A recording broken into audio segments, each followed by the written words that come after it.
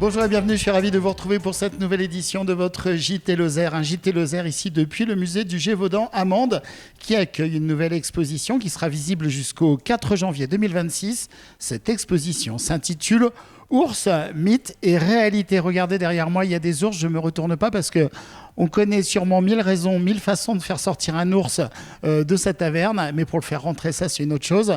Mais ici, regardez, ils ont fait rentrer des ours au musée du Gévaudan. Ils sont très forts, vous me direz. On verra des images durant ce JT. De nombreux reportages vont suivre durant cette édition de ce JT Lozère. Bien entendu, comme chaque 15 jours, je vous rappelle de commenter, de liker et de partager l'édition de ce journal. C'est parti pour vos infos lozériennes. À tout de suite. Le rucher école L'Aubrusque d'Olt et du Rugne et le groupement de défense sanitaire apicole proposent lundi 31 mars à Chanac une soirée consacrée à la menace que fait peser le frelon asiatique sur les ruchers de Lozère, que l'on soit amateur ou professionnel. Je me suis inscrite au rucher école en 2015 et après 2 ans je me suis lancée, j'ai eu mes 2 premières ruches. Que j'ai multiplié au cours des saisons jusqu'à arriver à 7 et en 2022 j'ai eu une prédation du frelon asiatique qui était énorme et qui a décimé mon rucher en entier. 2 colonies ont survécu après l'attaque, mais elles ont vivoté et elles n'ont pas survécu à l'hiver. Donc en fait j'ai perdu tout mon rucher en une saison. Ouverte à tous, cette soirée qui commencera dès 18h30 se veut avant tout pédagogique et informative. Il sera question de techniques de piégeage notamment.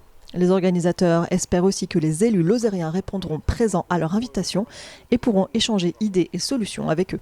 Alors l'idée c'est un peu de sensibiliser les pouvoirs publics et la population de manière générale, mais surtout les pouvoirs publics pour qu'ils se saisissent de cette problématique. Parce qu'aujourd'hui, il va falloir vivre avec ce frelon.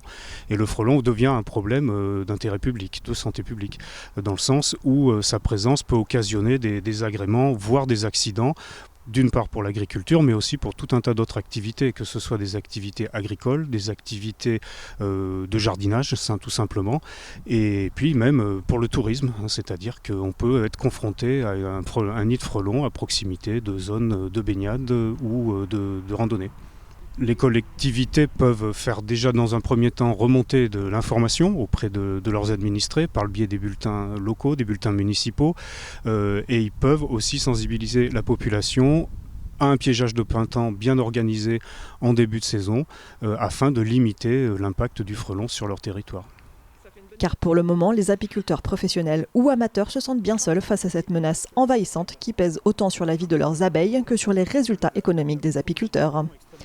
Un nid de frelons contient 1000 à 2000 frelons et peut produire jusqu'à 20 000 frelons en saison. Malheureusement, l'apiculture a aussi d'autres problématiques, mais le frelon asiatique vient renforcer ces difficultés, notamment en fin de saison. Alors on aperçoit de plus en plus, alors ça va dépendre un peu effectivement des années, mais on peut observer des prédations à partir du mois d'août qui peuvent être délétères pour les ruches en arrière-saison. C'est-à-dire qu'on peut avoir la destruction complète des ruchers ou de certaines ruches dans un rucher du fait de l'impact du frelon asiatique. Les apiculteurs amateurs sont encore plus dépourvus face à cette problématique parce que quand on n'a que 2 ou 3 ruches, de fait quand on se fait manger ces 2 ou 3 ruches, ça devient une catastrophe. Pour les apiculteurs professionnels, il y a aussi un fort impact, mais qui est peut-être un peu différent parce que des grands ruchers, vous avez moins de destruction complète de ruches, mais par contre vous avez un stress très important sur ces colonies et qui vont avoir ensuite des difficultés à passer l'hiver, faute de réserve et puis par le stress induit. Si le piégeage de printemps qui concerne principalement les rennes a démontré une certaine efficacité, il ne peut cependant pas tout régler. D'autant plus que le piégeage était laissé au libre cours des individus et communes jusqu'à présent. Une loi concernant le frelon asiatique vient d'être votée le 14 mars à l'unanimité par l'Assemblée nationale, après avoir suivi le même parcours au Sénat en 2024. La loi prévoit l'instauration d'un plan national de lutte contre la prolifération du frelon asiatique, associant différents acteurs, qui sera décliné à l'échelle des départements. Il était temps parce que ça fait déjà quand même 20 ans que le frelon est arrivé en France. Aujourd'hui malheureusement la France, du fait un peu de son inaction, a fait un cadeau empoisonné à toute l'Europe parce que le Vespa velutina est présent dans tous les pays limitrophes de la France, même l'Angleterre. Voilà. Donc ça va permettre au moins de mettre un peu l'accent sur cette problématique et puis c'est surtout peut-être se préparer à de futures invasions d'autres espèces de frelons, parce qu'il en existe 22 encore. Le rucher école Le Brusque-Dolt et Durugne est né en avril 2012 d'un petit groupe de passionnés voulant partager et enseigner l'apiculture au plus grand nombre. Le rucher école compte une 50aine d'adhérents, possède une 12aine de ruches et ruchettes et gère une miellerie collective ouverte à tout apiculteur amateur déclaré. Aujourd'hui, en fait, j'ai pas repris de rucher parce que j'ai d'autres activités estivales qui prennent beaucoup de temps. Même si j'aimerais bien, j'attends d'avoir un peu plus le temps pour refaire un rucher exactement comme je veux. Après, quand on commence un rucher, on fait toujours des erreurs. Là, je sais exactement ce que je vais plus faire et faciliter un peu l'accès, faciliter peut-être l'emplacement. Je vais voir, je prends le temps. Samedi 29 mars aura lieu l'inauguration de la nouvelle exposition temporaire du musée du Gévaudan. Elle s'intitule « Ours, mythes et réalités ». Conçue par le Muséum de Toulouse, cette exposition itinérante a obtenu le label « Exposition d'intérêt national ». La thématique fait écho aux collections zoologiques du musée du Gévaudan, ainsi qu'aux ossements d'ours des cavernes présentes dans son parcours permanent. C'est une exposition tout public qui rend compte d'un état des lieux sur notre rapport à l'ours. Elle se compose de 3 grandes séquences, la culture, la nature et la société. La première thématique invite le public à découvrir la diversité des mythes et rituels associés à l'ours, sujet de nombreuses représentations et protagoniste de contes et légendes. L'ours est un animal ambivalent qui peut être admiré ou redouté, chassé ou réhabilité. La deuxième thématique permet de présenter la famille des ursidés d'un point de vue scientifique. Cette rencontre avec l'ours emmène le public à comprendre au fil des saisons son mode de vie et les particularités de cet animal. Enfin, la troisième thématique met en lumière les enjeux et problématiques de la cohabitation entre l'humain et l'ours, et ce à travers 2 études de cas européennes. Localement, cette thématique fait écho aux enjeux actuels autour de la cohabitation avec les grands prédateurs. Le saviez-vous, au temps des hommes des cavernes, l'ours habitait en Lozère. Pour ce qui est de l'exposition Ours, mythes et réalités, c'est une exposition interactive à découvrir jusqu'au 4 janvier 2026. Dans un contexte national morose, aussi étonnamment que cela puisse paraître, la Lozère tire son épingle du jeu et fait figure de plutôt bon élève en Occitanie. Alors que nous assistons à une bascule du mode de consommation, en effet, plus 9,5% des Lozériens se tournent vers des achats en ligne, et ce au profit du e-commerce. En soi, il y a un potentiel absolument partout. Ici, en tout cas pour ce qui est du concept de ma boutique, le concept était à prendre puisque j'occupe une place qui est occupée par absolument personne. Moi, je ne vends pas d'alcool, j'ai un public familial, jeune. Donc le marché était à prendre. Moi je pense que les jeunes, il faudrait qu'il y ait plus de relève. Moi ici j'ai l'apprenti, j'ai appris mon métier comme moi je sais faire. Mais c'est vrai qu'ici c'est vraiment artisanal à 100%. C'est un département donc il faut plus fidéliser les locaux. Un département aussi assez froid. C'est d'ailleurs pour ça que moi j'ai privilégié d'offrir un endroit cocooning comme tu le disais et qui fait que les gens ont envie de se réfugier à l'intérieur pour manger de bonnes choses bien grasses. De nombreux magasins bien physiques, quant à eux, sont contraints de repenser leur modèle économique afin d'éviter la baisse définitive du rideau. Oui, il y a des gens qui aiment les belles choses, il y a des gens qui sont prêts à faire des travaux encore. C'est pour ça que je suis encore en Lozère. Mais on est nombreux en Lozère maintenant à travailler. Et comme le travail a quand même un peu chuté, tout le monde prend un peu tout et rien. Voilà le vrai mot. Et donc c'est un peu difficile, mais du travail en Lozère, il y en a. L'idée, c'est après, on a passé en 2023 à peu près ça va. 2024, ça a été un peu pénible, surtout les derniers mois.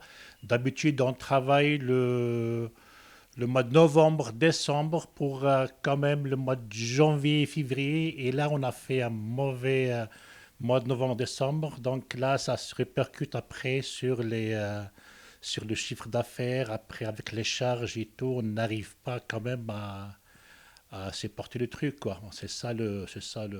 L'activité peut être compliquée, c'est aléatoire. On va avoir des très bons jours, des très mauvais jours.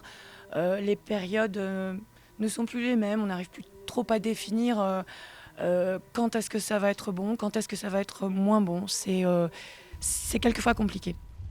Pour des petits commerçants comme Massika et son mari Saïd, qui ont ouvert leur enseigne en décembre 2022, ils ont décidé de continuer l'aventure, mais différemment. Au marché, il y a d'autres populations. Dans le marché, il y a plus d'attractivité. Donc, je sais pas, il y a cette envie d'acheter. La boutique, les gens beaucoup hésitent à rentrer. On est sur Facebook, on est sur Instagram, on est partout. Des fois, on sort à l'extérieur, inviter les gens pour rentrer, mais ça reste un peu difficile quand même. Fort heureusement, des perspectives positives existent, notamment avec l'ouverture de nouvelles enseignes. Pour leur part, les communes élargies ou les Comcom jouent également un rôle essentiel dans la création ou la transmission d'entreprises. Pour exemple, des appels à manifestation d'intérêt pour la requalification de bâtiments industriels, comme ici à Méruès, ou encore la création à Bourg-sur-Colagne de nouvelles activités proches de l'A75, et ce dans des bâtiments flambant neufs. Alors, quand on est artisan, commerçant ou chef d'entreprise, et que l'on a mis tout son cœur, toute son énergie, et que vient alors le temps de céder son affaire pour un départ à la retraite ou pour changer de région, ou alors tout simplement parce que l'on souhaite se réorienter professionnellement, arrive alors le moment crucial de la transmission de son affaire que l'on a portée durant toutes ces années, souvent avec passion mais toujours avec conviction. Oui, il y a toujours un sujet de la transmission, que ce soit ici sur le cœur de la Lozère ou que ce soit partout en France. Et donc on essaye une innovation avec donc Auxilia, avec tout un certain nombre de partenaires locaux, les chambres consulaires bien évidemment, la chambre de commerce, la chambre des métiers, mais Initiative Lozère, le conseil départemental, pour justement permettre cette facilité peut-être de transmission. Donc l'idée c'est d'avoir une forme de speed dating de la transmission. Un dispositif qu'une entreprise privée, que la communauté de communes Cœur de Lozère vient proposer à une dizaine de commerçants qui se sont inscrits dans le dispositif Mon Incroyable Repreneur. C'est le premier programme d'accélération à la transmission d'entreprises de ce genre. On a besoin de rester dans la dynamique, on a besoin d'être dans l'accompagnement. Ici, ce qui facilite les opérations, c'est la proximité, c'est-à-dire qu'on peut se retrouver très rapidement. C'est le cas pour cette opération qui a été proposée sur une simple discussion à la base, mais qui a été proposée à tous les partenaires. Il y a des banques, il y a les chambres consulaires, je disais, il y a des assureurs, il y a des comptables, il y a tout ce microcosme local qui va phosphorer pour essayer d'accompagner cette démarche de reprise, installation sur le territoire. Je trouve que cette opération est très bien parce que ça permet de mettre tous les acteurs en lien entre eux, que ce soit les CCI, les Comcom, les acheteurs, les vendeurs. Les banques, les experts comptables, en fait tout le monde qui est impliqué dans ce genre de reprise de commerce ou d'entreprise. Je pense que c'est une innovation. Et moi j'aime bien, en tant que président de la communauté de communes, cet esprit-là. On essaye toujours ici sur le cœur de la Lozère d'apporter des nouveautés, d'être dans l'accompagnement, d'être dans l'écoute aussi de ce qui se passe sur le terrain par rapport au commerce bien évidemment, par rapport aux entreprises. Et ça me semble naturel que la communauté de communes soit dans ce dispositif-là ou rentre dans ce dispositif-là ou innove avec ce dispositif-là parce que on est dans notre compétence économique. Le but est d'accompagner, de favoriser les contacts avec de potentiels repreneurs, et ce via des outils spécifiques et à la manière d'un speed dating en mai prochain. D'une durée de 36 heures, le concours se décomposera en 4 phases, durant lesquelles les participants vont travailler leur projet de cession ou de reprise. Le fait de l'ambiance d'ici, de l'équipe et puis de ma personnalité aussi fait que c'est quelque chose de familial. Je suis en relation constante avec les parents, je connais pas mal la région. Puis après, on a le public, puisqu'on a pas mal d'établissements scolaires. Ça peut venir ici de la 6e jusqu'à la fin du lycée. Comme je disais avant, les gamins que j'ai vus grandir et qui continuent de venir me voir pendant leurs vacances scolaires, quand ils viennent voir leurs parents ici, il y a un créneau à exploiter, c'est certain, je le vois tous les jours. Le but ultime de l'opération Mon Incroyable Repreneur est que la dizaine d'entreprises participantes soient mises en lumière, avec l'objectif de trouver un investisseur qui vienne s'installer en Cœur Lozère. Côté financement, le président de la communauté de communes précise que l'opération aura coûté plusieurs dizaines de milliers d'euros, qui comprennent un partenariat extérieur, l'organisation ainsi que toute la communication afférente. Une somme totalement prise en charge par la Comcom, précise son président. Donc on le prend en charge, mais c'est encore une fois, c'est cette volonté quand même d'être des partenaires, de ne pas être attentiste, quoi, d'être dans la réflexion du coup d'après pour maintenir ce commerce de proximité sur le cœur de la ville de Mende, mais sur toute la communauté de communes, puisqu'il y a des commerçants qui sont aussi pas simplement dans le cœur de ville, et qui sont aussi sur d'autres villages, d'autres communes de la communauté de communes. Le défi pour la Lozère est de rester dans la course tout en repensant économiquement ses modèles face aux défis majeurs de l'évolution des modes de consommation, et ce dans un département où l'ultra-ruralité permet pour un temps encore l'ultra-proximité et emporter ainsi, pourquoi pas dans son élan, souhaitons-le, de nouveaux investisseurs. Je pense que c'est une carte en plus parce que ça va être diffusé quand même sur pas mal de médias et ça va mettre en lien des gens qui peuvent rechercher des commerces comme le mien ou des entreprises dans des départements comme le nôtre. Je trouve que c'est vraiment une très belle action, quoi, très belle, qui j'espère apportera ses fruits. Le dernier mot, ça sera les repreneurs qui vont matcher avec les commerçants qui sont à reprendre ou pas. Voilà, donc ça c'est l'intérêt de l'opération, c'est qu'effectivement on réunisse toutes les conditions pour que ça marche, pour que ça matche. Mais évidemment que ça peut marcher, la preuve, même si au tout début de l'installation ici, c'était pas à gagner. Les années ont montré que les gens ont adhéré. Puis on est tellement sympa ici que forcément... Samedi 15 mars, les Plefpas de Lozère, l'enseignement agricole public, a ouvert grand ses portes sur 3 de ses sites, Marvejols, La Canourgue et Saint-Chély-d'Apcher. Des journées particulières où les candidats à l'inscription dans ces établissements et leurs familles peuvent découvrir toute la diversité proposée par l'enseignement agricole en Lozère. Sous tutelle directe du ministère chargé de l'agriculture, l'enseignement agricole est un système éducatif complet qui offre une variété de parcours de formation allant de la classe de 4e jusqu'au titre d'ingénieur ou au doctorat en passant par le bac, le BTSA ou la licence professionnelle. Spécialisé grâce à ces 4 pôles, les Plefpas de Lozère peut accueillir autant d'apprenants en parcours classique que des apprentis ou des formations adultes. En 2025, l'enseignement agricole au niveau national accueillait, selon les chiffres du ministère de l'Agriculture, 153 500 élèves de la 4e au BTSA et 45 000 apprenants du CAP au BTS. Ils sont regroupés dans 802 établissements techniques et 17 écoles d'enseignement supérieur agricole. En Lozère, pour continuer d'attirer dans la filière agricole, les Plefpas va ouvrir dès la rentrée 2025 une 4e en formation initiale scolaire au lycée public Louis Pasteur à La Canourgue. L'intérêt de cette ouverture réside dans le fait que les enseignements se dérouleront sur 2 de ces sites. Le lycée agricole Pasteur à La Canourgue, le camp de base, et le site Rabelais où se situe l'exploitation agricole de les Plefpas pour tout ce qui concernera la pratique. Mobilisation, engagement et détermination du monde agricole lozérien ont été réaffirmés par la coordination rurale de la Lozère qui a tenu son assemblée générale le 31 mars à Aumont-Aubrac. Salle comble, avec pas moins de 300 participants présents dans un contexte post-élection des chambres d'agriculture et alors que le Conseil constitutionnel viendrait déclarer la guerre aux agriculteurs, selon le communiqué de presse de la représentation nationale du syndicat. C'est dans ce contexte particulier, dans une ambiance apaisée, que monsieur le préfet de la Lozère, madame la députée, la directrice de la DDT, monsieur Gilbert, représentant du conseil départemental, ainsi qu'à la Instruc, ont fait le déplacement auprès des agriculteurs. Ce fut l'opportunité pour les représentants de la coordination rurale d'aborder les dossiers cruciaux comme la prédation, la dérogation liée aux prairies sensibles au titre de la norme BCAE 9 ou encore les dérogations pour la taille des haies. La coordination rurale aura aussi évoqué la tension qui existe dans le milieu agricole lozérien. Depuis les élections, la CR d'ailleurs évoque le souhait de revoir le mode de scrutin des chambres d'agriculture afin de garantir une meilleure représentativité des agriculteurs. L'Assemblée générale a été également l'occasion de faire intervenir le fondateur d'un collectif pour la protection du pastoralisme, Bruno Lecomte. Il aura apporté un éclairage avisé sur les risques de la financiarisation de l'environnement ainsi que sur la prédation lupine. La soirée s'est terminée dans une ambiance chaleureuse.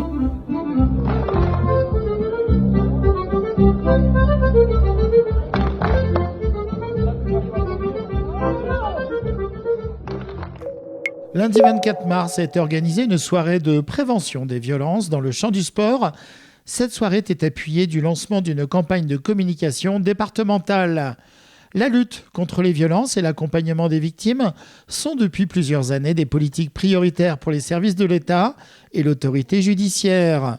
Un plan de prévention des violences dans le sport est mis en œuvre par le service départemental à l'engagement et à la jeunesse. Il est intégré à la direction des services départementaux de l'éducation nationale. Les clubs sportifs sont dans notre département un lieu majeur de socialisation, d'animation du milieu rural et d'éducation.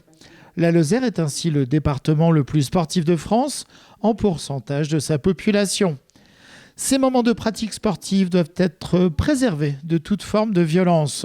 Ce pourquoi, et afin de mieux identifier les phénomènes qui conduisent à la violence, mais également pour donner au monde sportif les ressources et informations nécessaires, le SDJES a organisé une soirée de prévention à destination de tous les acteurs du sport. Plusieurs thématiques ont été abordées, les particularités du champ du sport, les dispositifs de prévention du ministère et la cellule Signal Sport. Également les circuits de signalement, les moyens de repérer les victimes, le recueil de la parole et enfin les structures pour signaler et accompagner les victimes. Les chiffres clés nationaux de 2024 annoncent que 73% des victimes sont de sexe féminin, 71% des victimes étaient mineures et que 33% des victimes avaient moins de 15 ans au moment des faits. En clôture de cette soirée, le SDJES Lozère a procédé à la distribution d'affiches et de stickers qui seront à apposer dans toutes les enceintes sportives du département. Voilà, nous arrivons déjà au terme de cette édition de votre JT Lozère. Un JT Lozère qui a été tourné ici depuis le musée du Gévaudan avec une exposition Ours, mythes et réalité. On a vu les quelques images durant ce journal. N'hésitez pas à contacter la rédaction à l'adresse qui s'affiche ci-dessous, rédaction@kwztv-lozère.fr. J'aurai le plaisir de vous retrouver le jeudi 10 avril ailleurs en Lozère. Passez une très très belle soirée. À bientôt.